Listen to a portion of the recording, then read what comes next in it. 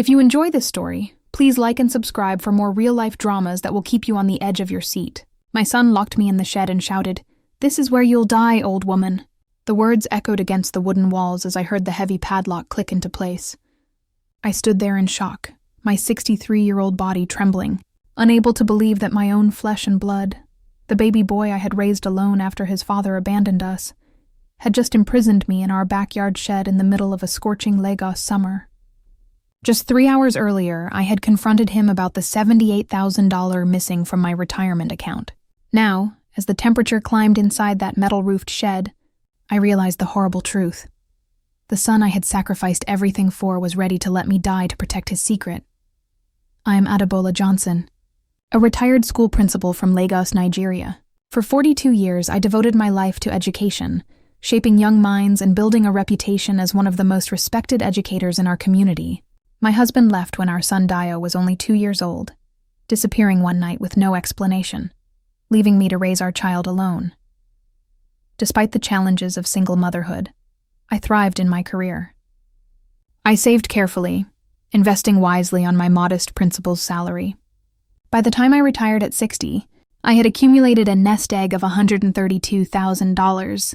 Not a fortune by Western standards, but in Nigeria, it was enough to ensure a comfortable retirement and leave something for Dayo to inherit. Dayo had always been the center of my world. I worked extra hours to put him through the best schools, skipping meals when money was tight so he could have new shoes for school. When he showed interest in business studies, I paid for his university education at Lagos Business School, one of the most prestigious institutions in West Africa. It cost me $23,000, nearly a quarter of my life savings at the time, but I believed it was an investment in his future. After graduation, Dayo married Folake, a beautiful, well-spoken woman from an influential family. At first I was delighted. Folake was charming and respectful around me, always bringing small gifts when they visited and listening attentively to my stories. They built a house in Victoria Island, one of the most expensive neighborhoods in Lagos. I was proud, assuming my son's business ventures were successful. My retirement home was modest but comfortable, a 3-bedroom bungalow in Surulere, a middle-class neighborhood. The backyard featured my pride and joy, a small garden where I grew vegetables and herbs. Adjacent to the garden stood an old metal storage shed, where I kept my gardening tools and some family memorabilia. Life seemed perfect. I spent my days tending my garden, participating in my church's women's group, and occasionally visiting with my 2 closest friends, Funka and Blessing. Every Sunday, Dayo and Folake would come for dinner, bringing their 2 children, my beloved grandchildren Tunde and Amina, ages 8 and 6. "Mama, you've worked hard all your life. Now it's time to relax and enjoy your grandchildren," Dayo would say, kissing my forehead as they arrived each week. I believed I had succeeded as a mother. My son appeared successful, had given me grandchildren, and still made time for his old mother. What more could I ask for? The first sign that something was wrong came during a visit to Standard Chartered Bank 3 months ago. I went to update my passbook and make a small withdrawal for new curtains. "Good morning, Mrs. Johnson," said Mr. Adelick, the bank manager who had handled my accounts for years. "How are you today?" "I'm well, thank you. Just need to update my passbook and withdraw $50,000 for some household items." He typed on his computer, then frowned. "Mrs. Johnson, I see a withdrawal of $15,000 was made from your account last month. Was that you?" My heart skipped a beat. "No, I haven't made any large withdrawals recently." Mr. Adelick's frown deepened. "It says here the withdrawal was authorized with your signature and ID. Let me pull up the documentation." He showed me the withdrawal slip. The signature looked remarkably like mine, but I knew I hadn't signed it. The realization that someone had forged my signature sent a chill down my spine. "This is not my signature," I said firmly. "I did not authorize this withdrawal." Mr. Adelick looked concerned. "Mrs. Johnson, this is serious. We should file a report immediately." As he began the paperwork, a thought struck me. Only 3 people knew about my savings account: myself, Mr. Adelick, and Dayo, whom I had added as a co-signer in case of emergency. "Mr. Adelick, can you tell me who made this withdrawal in person?" He checked the records. "It says the transaction was processed by teller 3 on April 15th. We can check the security footage if needed." April 15th. I remembered that day clearly. I was at home with a terrible cold. Dayo had called, asking if I needed anything. He had been so attentive, bringing me soup and medicine. While Mr. Adelaide filed the report, I sat in stunned silence. Could Dayo have taken my money? The thought seemed impossible, yet doubt had taken root. That evening, I called my friend Funka, a retired judge who had always given me wise counsel. Adebola, don't jump to conclusions, she advised. There could be an explanation. Perhaps there was a bank error. The signature looked like mine, Funka. Someone forged it. Then you must investigate carefully. If it was Dayo, and we don't know that yet, confronting him without evidence could damage your relationship forever. I knew she was right. I needed more information before making any accusations. The next Sunday, when Dayo and his family came for dinner, I watched him carefully. He seemed normal, laughing with the children, complimenting my jollof rice. But when I casually mentioned needing to visit the bank again, I noticed him tense slightly before quickly changing the subject. After they left, I searched my home office, looking for my financial documents. To my shock, I discovered that several bank statements were missing, precisely the months when the unauthorized withdrawal would have appeared. That night, I couldn't sleep. The son I had raised, who I thought embodied all my sacrifices and hopes, might have betrayed me in the most fundamental way. The next morning, I called another bank where I kept a smaller savings account. The representative confirmed my fears. $8,000 had been withdrawn 2 months earlier, again with a signature that wasn't mine. I sat at my kitchen table, hands shaking as I made notes. $15,000 from one account, $8,000 from another. What else might I find if I dug deeper? I decided to check my safe. Behind a painting in my bedroom, I kept a small fireproof box containing emergency cash, my property deed, and other important documents. When I opened it, my heart sank. The envelope containing $5,000 in cash, my emergency fund, was gone. 2 days later, I received a call from a loan officer at First Bank. Mrs. Johnson, I'm calling about your loan application. We need additional documentation before proceeding.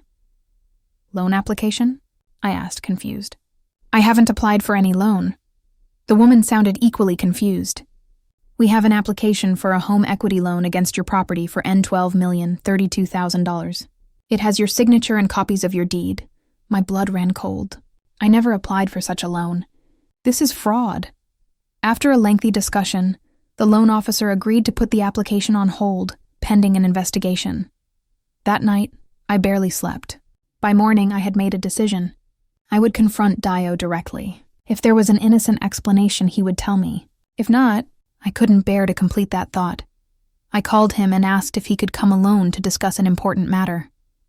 He arrived that afternoon looking concerned. Mama, what's wrong? Are you feeling ill? We sat in my living room, the familiar setting now feeling strangely tense. Dayo, I began, my voice steadier than I expected. I need to ask you something important, and I need you to tell me the truth. He shifted in his seat. Of course, Mama, what is it? Money has been taken from my accounts. A lot of money. Did you take it? His expression changed instantly. Shock, then anger, then something calculating behind his eyes. What are you talking about? Are you accusing me of stealing from you? His voice rose with indignation. I'm asking if you know anything about $23,000 missing from my accounts and a fraudulent loan application using my house as collateral. He stood up, pacing. This is insulting. After all I've done for you, you accuse me of theft? Maybe you're getting confused, Mama. You're not as young as you used to be. His words stung, but I pressed on. The bank has confirmed these were unauthorized transactions. My signature was forged. So you immediately suspect me? Your own son? Perhaps you misplaced some documents. Or maybe one of your friends has taken advantage of you. That blessing woman has always seemed envious of you. I felt my resolve hardening. Dayo, only you had access to my accounts besides me. And only you knew about the cash in my safe. His face darkened. You're becoming paranoid, Mama. Perhaps we should take you to see Dr. Okafor. He specializes in elderly care. The way he emphasized elderly made my skin crawl. My 63 years suddenly felt like an accusation. I'm not confused, Dayo. I want to know where my money has gone. He sat back down, his tone shifting to concern. Mama, I'm worried about you. These memory lapses, these paranoid accusations. Falik and I have been talking. Maybe it's not safe for you to live alone anymore. In that moment, I saw something I had never seen before in my son's eyes. Calculation. Not love, not respect, but the cold assessment of a predator. I want you to leave now, I said quietly. Mama, leave my house.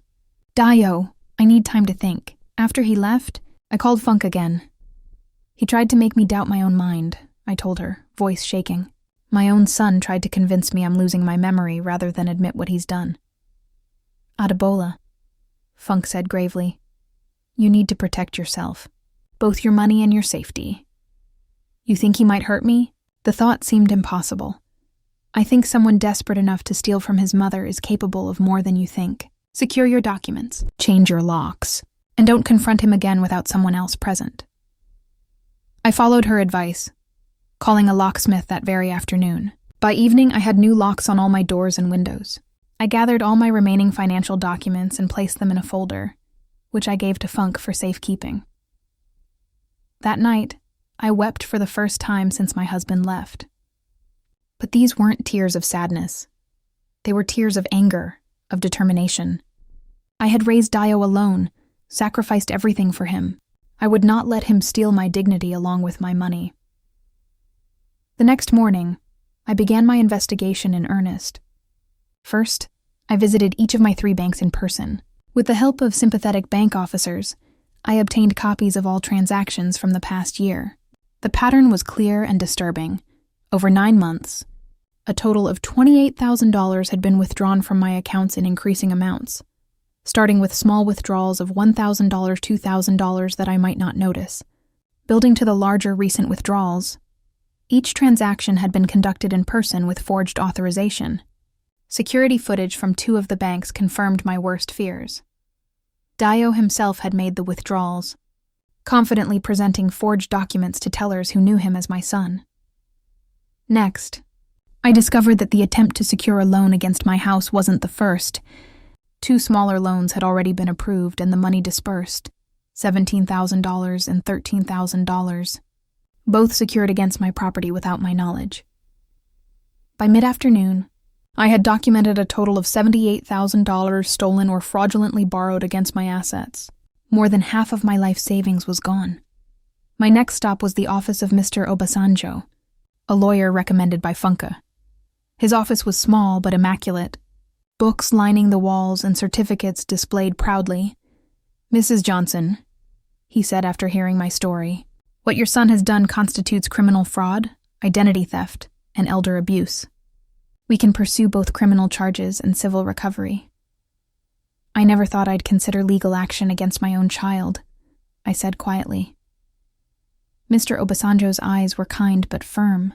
Family exploitation is one of the most underreported crimes precisely because victims struggle with this exact feeling. But ask yourself, if he had done this to a stranger, would you hesitate to call it a crime? He was right. If Dayo had stolen $78,000 from anyone else, he would already be in jail. What should I do next? I asked. First, we file police reports for the fraud. Second, we secure court orders to freeze any remaining assets and prevent further loans against your property. Third, we begin the process of financial recovery. Will he go to prison? Mr. Obasanjo folded his hands. That depends on several factors, including whether he returns the money and how the prosecutor decides to proceed. But Mrs. Johnson, I must ask, do you want him to face criminal consequences? The question struck me like a physical blow. Did I want my only child, the baby I had nursed, the boy I had raised alone, to go to prison? The mother in me recoiled at the thought. But another part of me, the part that recognized the calculated betrayal, demanded justice. I want my money back, I said finally, and I want him to understand what he's done. Mr. Obasanjo nodded. Then let's proceed step by step. By the end of the week, I had filed police reports, secured emergency court orders protecting my remaining assets, and begun the process of formally documenting every fraudulent transaction. Throughout this process, Dayo called repeatedly. I didn't answer. He left messages expressing concern about my mental state and suggesting that Folake and he were only trying to help. Each message confirmed what I now understood. He was building a narrative that I was incompetent, confused, unable to manage my own affairs. One evening, my doorbell rang. Through the peephole, I saw Folake standing there, looking concerned. Against my better judgment, I opened the door. "Mama Johnson," she said, her voice sweet as honey. "We've been so worried. Dayo said you've been acting strangely." "Is that what he told you?" I replied, keeping the security chain engaged. "He said you're accusing him of terrible things. We're concerned you might be getting confused." Her tone was perfect, concerned, loving, just worried enough. "Did he mention the $78,000 missing from my accounts? The loans taken out against my house without my knowledge?" Her expression didn't change, but something flickered in her eyes. "Mama, perhaps you should come stay with us for a while. We can take you to see specialists." In that moment, I understood that Folake wasn't an innocent bystander. She was fully complicit. "Please leave my property," I said firmly. "Any further communication should go through my lawyer." "Lawyer?" Her mask slipped slightly. "Mama, why would you need a lawyer for a family matter?" "Theft and fraud aren't family matters, Folake. They're criminal matters." Her expression hardened. "You'll regret this approach, Mama Johnson. Dayo was right. You're not thinking clearly." After she left, I called my neighbor Chidi, a kind man in his 50s who lived next door. "Chidi, if you see my son or his wife around my house, please call me immediately," I requested. "Is everything okay, Mrs. Johnson?" He asked, concerned. "Not entirely, but it will be. I just need some time to resolve a family issue." That night, I couldn't sleep. I kept thinking about the beautiful house in Victoria Island, the expensive car Dayo drove, the private schools my grandchildren attended. Had all of it been financed with stolen money? Was my son's success merely a facade built on theft? The next day, with Mr. Obasanjo's help, I hired a private investigator named Mrs. Adeyemi, a former police detective who specialized in financial crimes. "Let's figure out where your money went," she said pragmatically. "People steal large sums for a reason. Understanding the motive will help us track the funds." Within a week, Mrs. Adeyemi had uncovered a troubling picture. Dayo's import-export business, which he had described as thriving, was actually deeply in debt. He had lost significant money in a failed expansion attempt and was being pursued by creditors. The Victoria Island house had 3 mortgages against it, all in arrears. Their children's expensive school had threatened to expel them over unpaid fees. "Your son and his wife have been living beyond their means for years," Mrs. Adeyemi explained. "Based on financial records, they've been operating on borrowed money, using one loan to pay off another. When those sources dried up, it appears they turned to your savings. But $78,000. Where did it all go?" I asked, still struggling to comprehend the magnitude of the theft. "Some went to creditors to keep the business afloat. Some went to maintain their lifestyle. Expensive restaurants, designer clothes, a club membership. And according to my sources, a significant portion went to gambling debts. Your son has been frequenting high-stakes poker games for at least 2 years." Each revelation felt like another stab to my heart.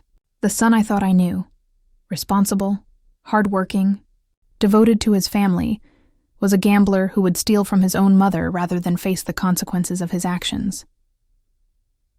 By the 3rd week of my investigation, we had compiled extensive documentation, bank records, forged signatures, loan documents, security footage, financial analysis of money flows. The evidence was overwhelming and irrefutable. Mr. Obasanjo arranged a meeting with a prosecutor from the Lagos State Justice Department. After reviewing our evidence, she confirmed what we already knew. There was more than enough proof to file criminal charges. "Mrs. Johnson," she said gently, "with evidence this clear, your son is looking at significant jail time unless he fully cooperates and makes restitution." The reality of the situation crashed down on me. My son, my only child, might go to prison. As the investigation deepened, more shocking revelations emerged. Mrs. Adeyemi discovered that this wasn't the first time Dayo had engaged in financial fraud. 3 years earlier, he had embezzled funds from his previous employer, narrowly avoiding criminal charges by agreeing to repay the money. He had never mentioned this to me. Even more disturbing, he had attempted to take out a life insurance policy on me 6 months ago, a policy that would pay him $200,000 in the event of my death. The application had been rejected because I hadn't appeared in person for the required medical examination, but the attempt itself sent shivers down my spine. "Mrs. Johnson," Mrs. Adeyemi said gravely when she shared this information, "I'm concerned about your physical safety. Someone desperate enough to steal this much money, who has also tried to secure a death benefit." She didn't need to finish the sentence. The implication was clear. That evening, as I sat in my living room contemplating this new information, the phone rang. It was Amina, my 6-year-old granddaughter. "Grandma," she said, her voice small and confused. "Are you sick? Daddy says you're confused and might have to go to a special hospital." My heart broke, hearing the worry in her innocent voice. "No, my darling. Grandma is perfectly healthy." "Then why haven't you come to see us? Daddy says you're too sick for visitors." "There's just been a misunderstanding between grown-ups, Amina. I love you and Tunde very much, and I hope to see you soon." After I hung up, fury replaced my sadness. Dayo was using his own children as pawns, telling them their grandmother was mentally ill. The next day, I received an official-looking letter. It was a notice of a competency hearing. Dayo had filed a petition with the court claiming I was mentally incompetent and needed a guardian appointed to manage my affairs. The proposed guardian? Dayo himself. I immediately called Mr. Obasanjo. "This is a common tactic in elder financial abuse cases," he explained after reviewing the documents. "When caught, perpetrators often try to discredit their victims by challenging their mental competence. Can he succeed?" I asked, alarmed. "Not with the evidence we've gathered. In fact, this petition helps our case by demonstrating his continuing attempts to gain control of your assets through deceptive means." Despite his reassurance, the petition disturbed me deeply. Dayo wasn't just trying to steal my money, he was attempting to steal my autonomy, my dignity, my very identity as a competent adult. Dr. Nwachukwu, a respected geriatric psychiatrist recommended by Mr. Obasanjo, conducted a thorough evaluation and found me to be of sound mind, with excellent cognitive function and no signs of impairment. His report would be crucial in countering Dayo's claims. The competency hearing was scheduled for 3 weeks away. In the meantime, we continued building our case for both the criminal charges and the civil recovery of my stolen funds. Mrs. Adeyemi made another disturbing discovery. Dayo and Folake had purchased one-way tickets to Dubai for the following month. They appeared to be planning to flee the country. "We need to move quickly," Mr. Obasanjo advised. "Once they leave Nigeria, recovering your money becomes much more difficult." We accelerated our timeline, filing for emergency court orders to freeze their passports and assets. 2 days later, Dayo arrived at my house unannounced. Through the security camera Mr. Obasanjo had insisted I install, I watched him pounding on my door, his face contorted with anger. "Mama, I know you're in there! Open this door right now!" he shouted. I didn't respond. "This is ridiculous. I'm your son. You're making a terrible mistake listening to these lawyers instead of your own family." When I still didn't answer, his tone changed, becoming wheedling, manipulative. "Mama, please. Folake and I are having some temporary financial difficulties. If you'd just help us this one time, everything would be fine. We can forget all this unpleasantness." I remained silent, recording his every word on the security system. Finally, he left, but not before issuing a threat. "You'll regret this. Mama, if you think you can take me to court and win, you're even more confused than I thought." That night, I called Blessing, who insisted on coming to stay with me. "You shouldn't be alone right now," she said firmly. "Not with Dayo in such a state." I was grateful for her presence, especially when my security system alerted me at 2 a.m. that someone was attempting to enter through the back door. The police arrived within minutes, but the intruder had fled. Security camera footage wasn't clear enough to positively identify Dayo, but the figure had his build and movements. The next morning, I received a call from an unexpected source. Folake's mother, Mrs. Adeni. "Adebola," she said, her voice tight with anger. "I've just learned what my daughter and your son have been doing. I am deeply ashamed. and want you to know that I support you completely." She explained that she had discovered the truth when Folake had approached her for a loan, claiming it was to help me with medical expenses. Suspicious, Mrs. Adeni had investigated and uncovered the web of lies. "They've been living a lie for years," she said. "The house, the cars, the schools, all financed with debt and, I now realize, your money. The shame of it makes me ill."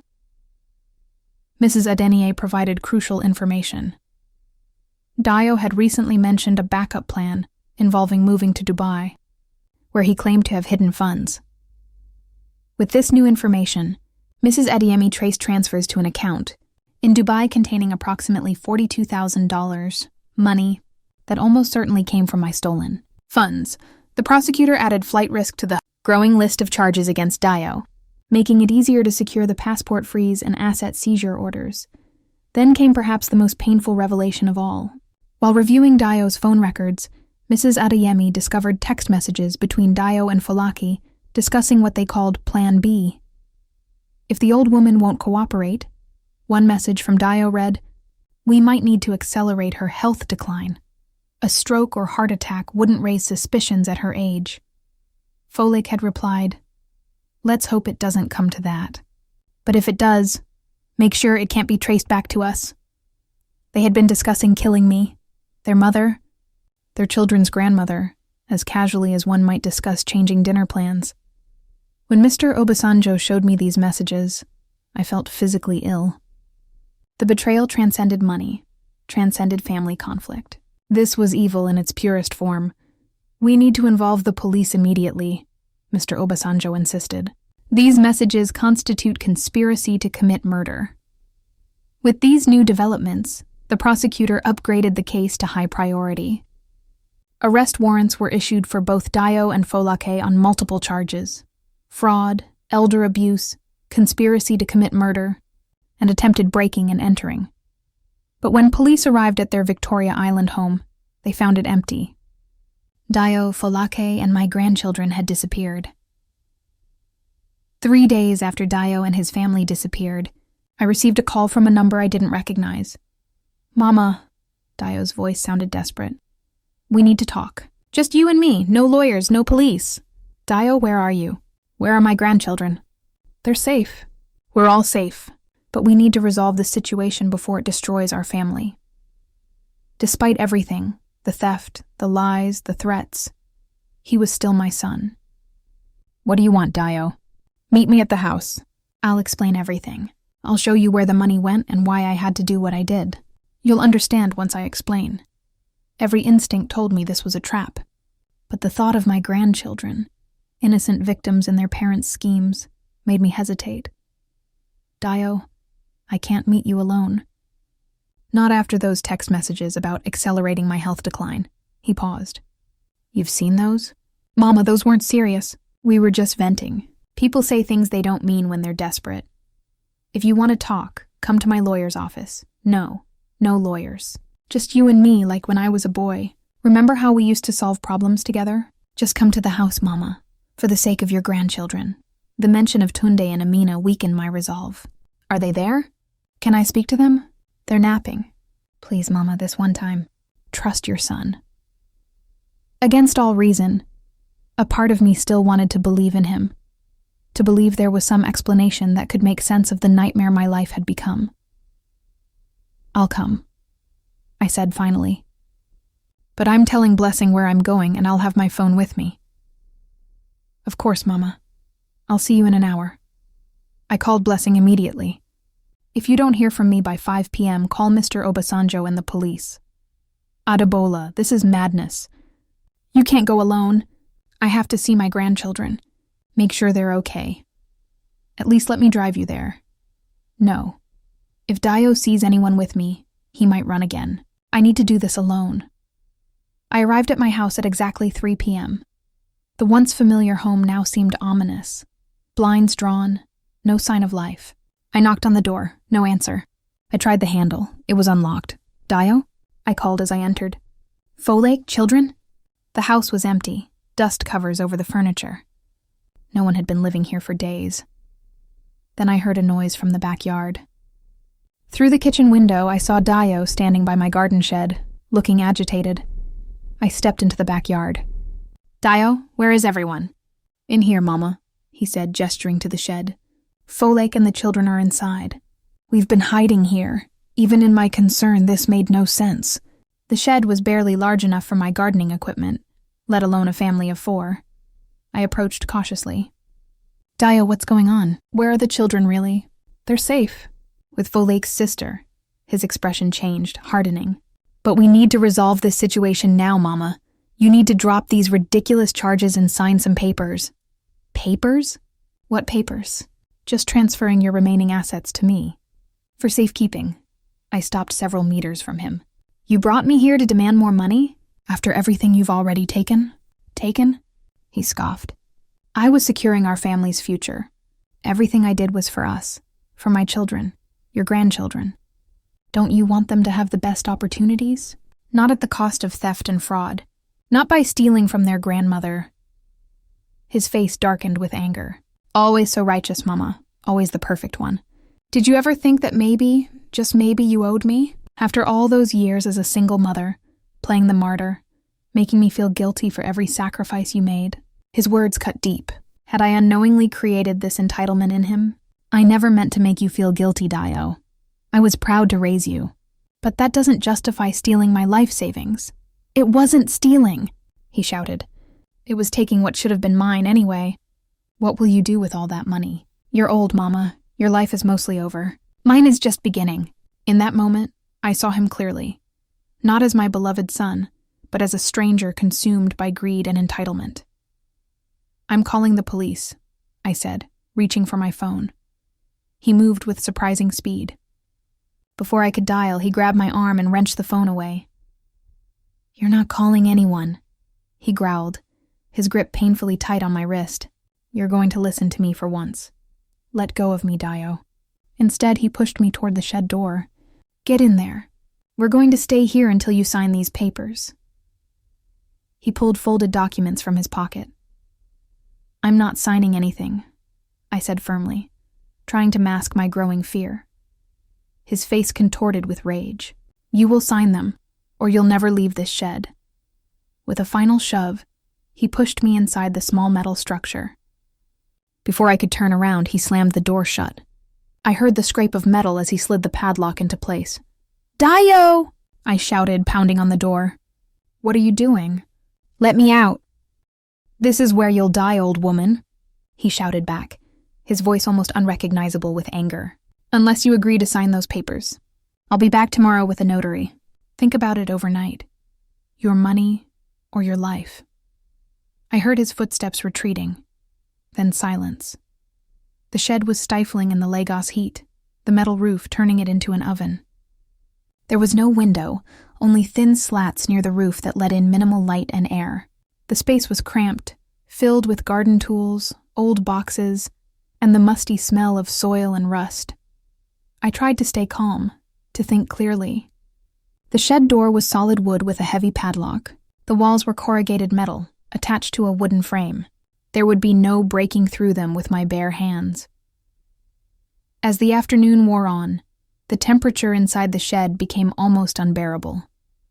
I found an old plastic bucket to sit on and a garden rag to wipe my perspiring face. My mouth was dry, my head pounding from the heat and dehydration.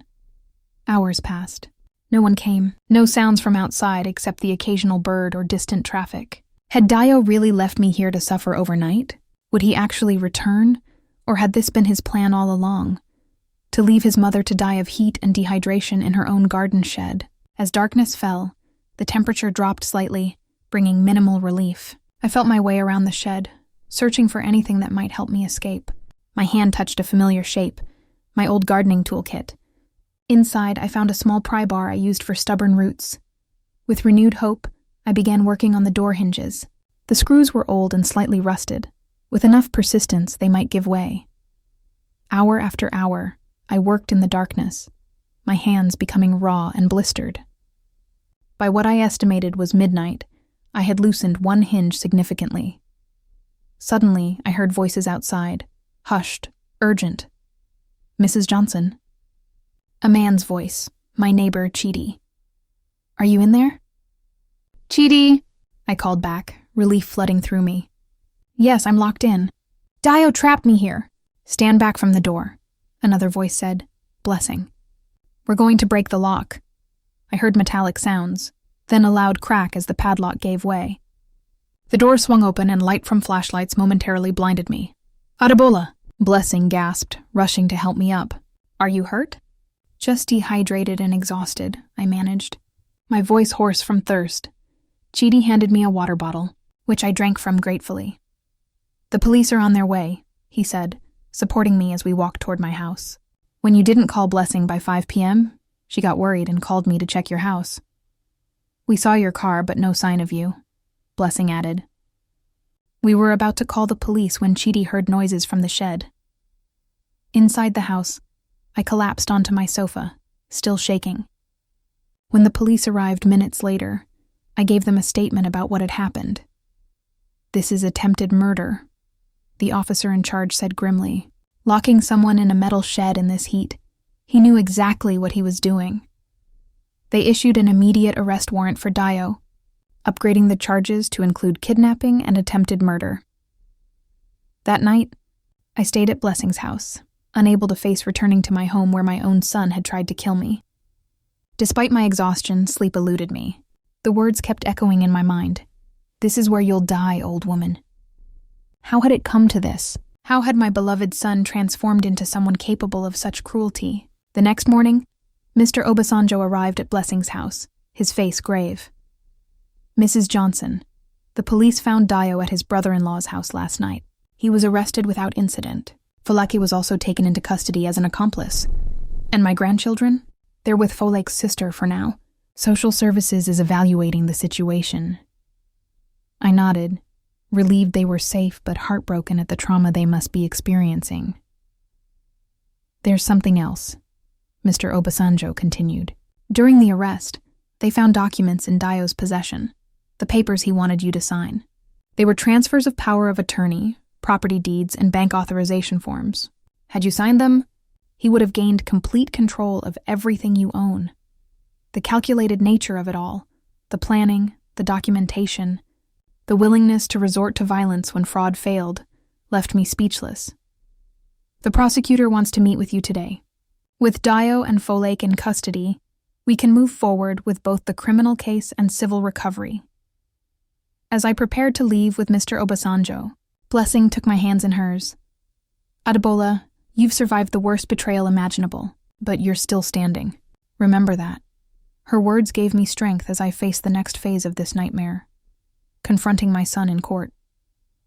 The legal proceedings moved quickly. With Dayo and Folake deemed flight risks, they were held without bail pending trial. The evidence against them was overwhelming. Bank records, forged documents, text messages planning my health decline, and now the attempted murder in the shed. 3 days after the shed incident, I met with the prosecutor, Mrs. Okoro, a sharp-eyed woman in her 40s with a reputation for successfully prosecuting elder abuse cases. "Mrs. Johnson," she began, "I want to be frank with you. The evidence we have is more than sufficient for a conviction on multiple serious charges. Your son and daughter-in-law are looking at significant prison time, potentially 15 to 25 years. The reality of it struck me anew. My son, behind bars for decades, my grandchildren growing up without parents. Is there any alternative? I asked, thinking of Tunde and Amina. Mrs. Okoro's expression softened slightly. There is the possibility of a plea agreement. If they cooperate fully, return all stolen funds, provide complete information about where the money went, and plead guilty to reduced charges, we could recommend a shorter sentence. How much shorter? Perhaps 5 to 8 years with no possibility of parole. It's still substantial, but it would give your grandchildren a chance to have their father back before they're adults. I sat silently, weighing my options. The thought of Dayo in prison for 25 years was unbearable, regardless of what he'd done. But I also needed justice, and my money back. I'd like to pursue the plea agreement option, I said finally.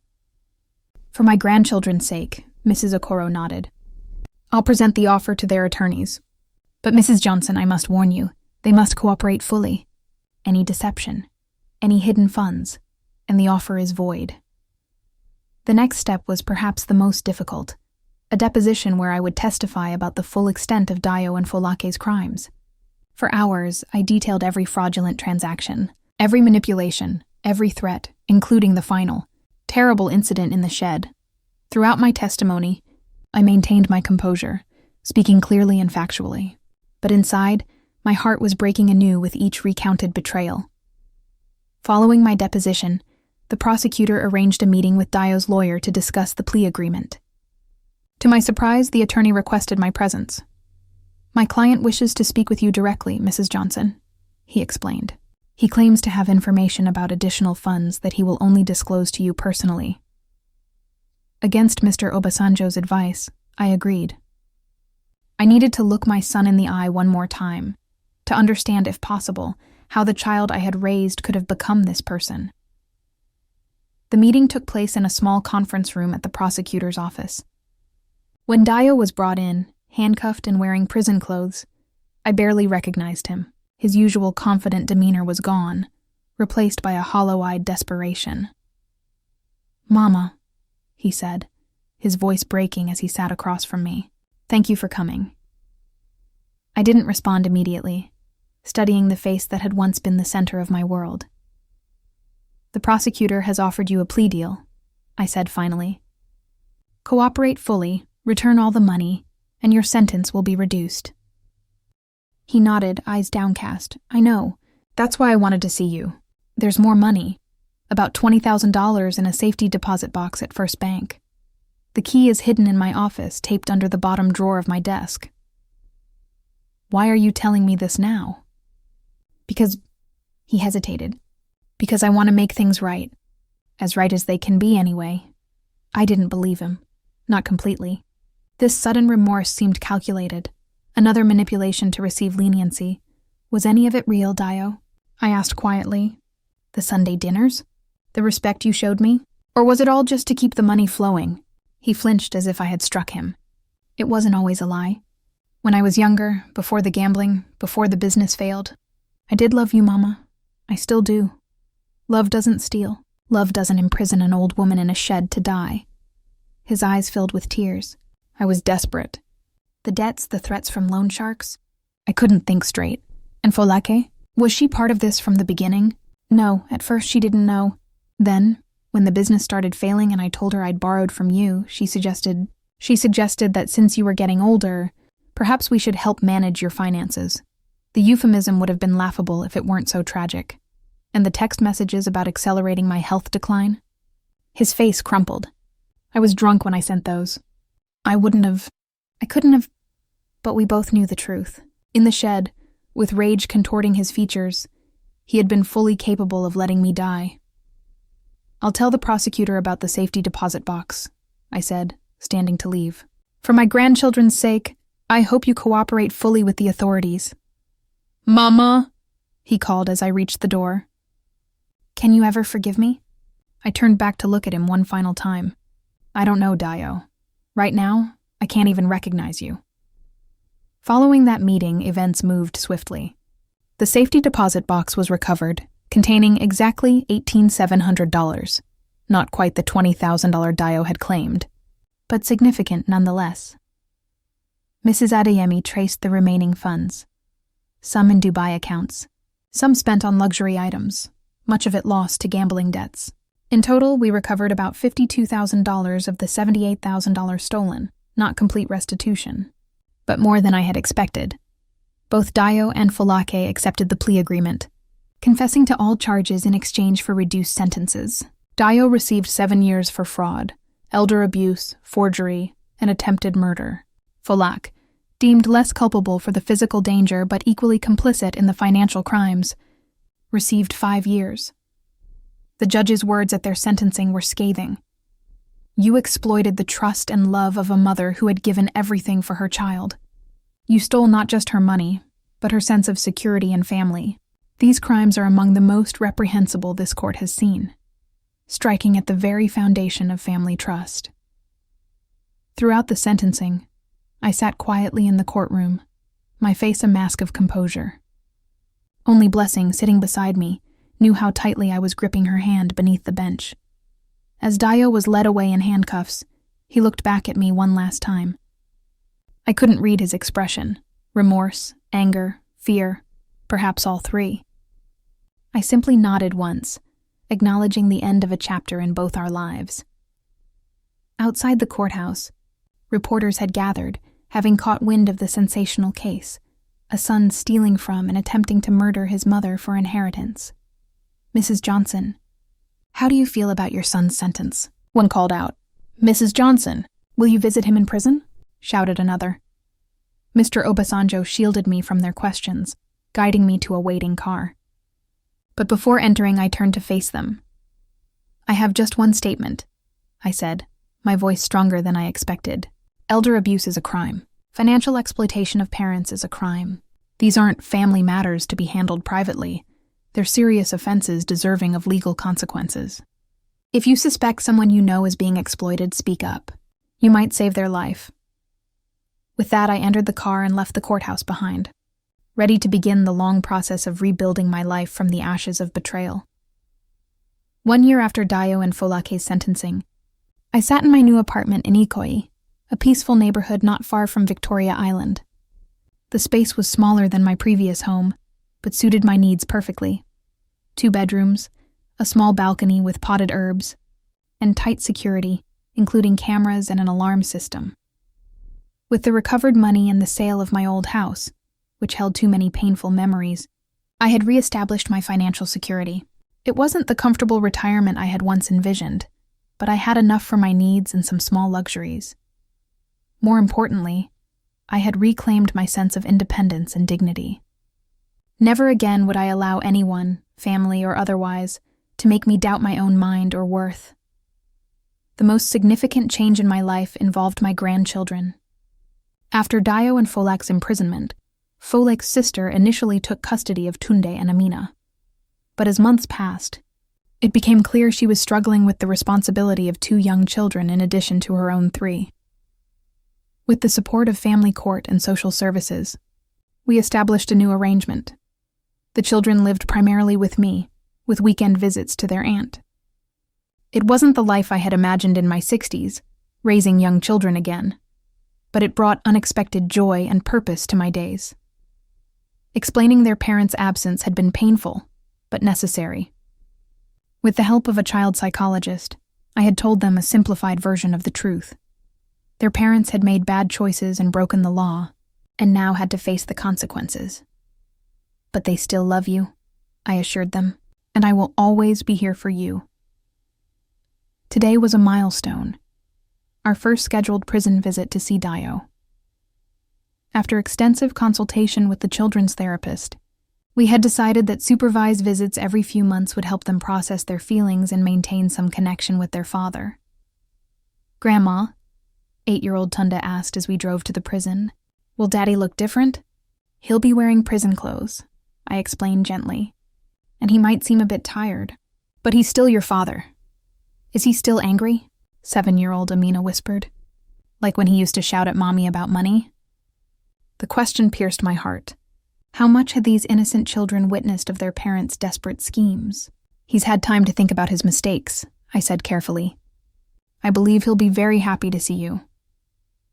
The visit was both better and worse than I had anticipated.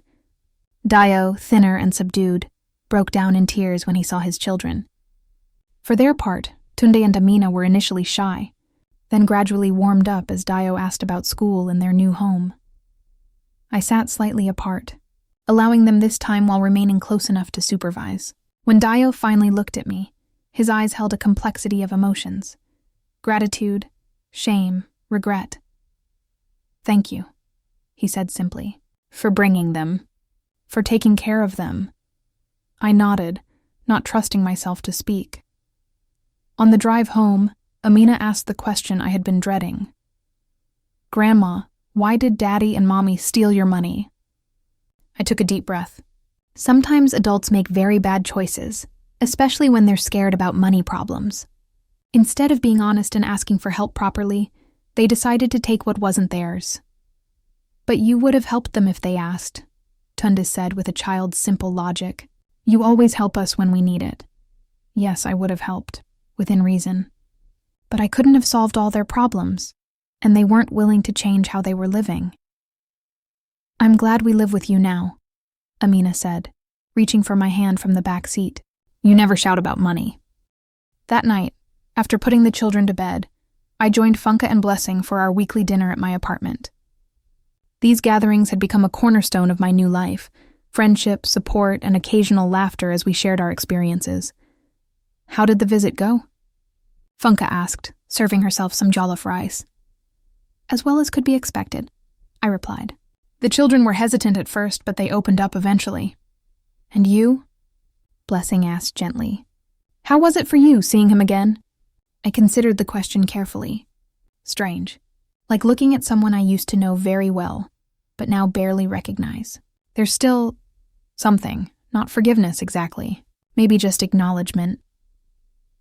"That's more than most could manage in your position," Funk said, squeezing my hand. "The most important thing," I said, "is that I've stopped asking why. Why did my son become this person? Why didn't I see the signs earlier? Why wasn't my love enough? Those questions have no satisfying answers." "What replaced the questions?" Blessing asked. "Action. Protecting myself. Creating boundaries. Building a new life. Finding purpose in raising my grandchildren." I smiled slightly, and helping others avoid what happened to me. This wasn't just words. In the past year, I had become involved with an organization called Elder Shield, which educated seniors about financial exploitation and provided support to victims of elder abuse. I gave monthly talks at community centers across Lagos, sharing my story and warning signs to watch for. "Your case study is now used in training for bank employees," Funk reminded me. "You've probably saved countless others from similar exploitation." It was true. Following my case, several major Nigerian banks had implemented new protocols for large withdrawals from seniors' accounts, including additional verification steps and potential red flags for financial abuse. Life takes unexpected turns, I reflected. I never imagined I'd be raising grandchildren in my 60s, or that I'd become an advocate against elder abuse. But here I am. "Here you are," echoed Blessing, raising her glass in a toast, stronger than ever. The next morning, I took the children to school before heading to a speaking engagement at a retirement community in Lekki. As I addressed the room full of seniors, some younger than me, some considerably older, I saw the impact of my words in their attentive faces. "Financial exploitation doesn't always come from strangers," I explained. "Often it's the people closest to us, children, grandchildren, nieces, nephews, who take advantage. They know our vulnerabilities, our access points, our deepest desire to help family." A woman in the front row nodded vigorously, tears in her eyes. "The most important thing to remember is this. Loving someone doesn't mean giving them everything they ask for. Real love includes boundaries. Real love respects autonomy. And real love would never reduce you to an ATM or an inheritance waiting to be claimed." After my presentation, several attendees approached to share their own experiences or concerns. One elderly man confided that his nephew had recently begun suggesting he was getting confused after he questioned some missing funds. "What should I do?" he asked anxiously. "Document everything," I advised.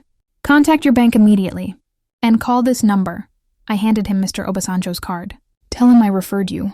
He specializes in these cases." As I drove home that afternoon, I reflected on the journey of the past year. The pain hadn't disappeared.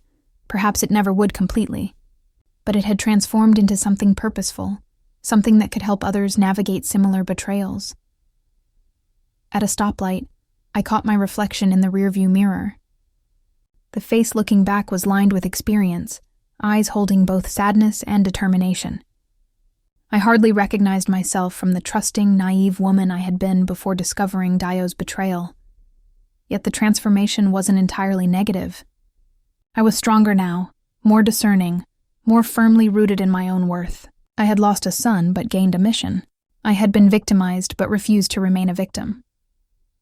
That evening, as I helped Tunde and Amina with homework at the kitchen table, my phone rang with an unknown number. "Mrs. Johnson? This is Officer Balogan from Lagos State Police. I wanted to inform you personally. We've arrested 3 individuals involved in a financial exploitation ring, targeting seniors. Your case and testimony helped us identify their pattern. Pride surged through me. My pain had purpose. My story had power. After hanging up, I looked at my grandchildren. Innocent faces bent over math problems, unaware of how their lives had been fundamentally altered by their parents' choices. Yet here they were, resilient, adapting, still capable of joy despite everything. Perhaps that was the greatest lesson in all of this. Resilience isn't about avoiding pain or betrayal. It's about what we build from the ashes of our broken expectations. I had lost my retirement savings, my sense of family security, my trust in my only son.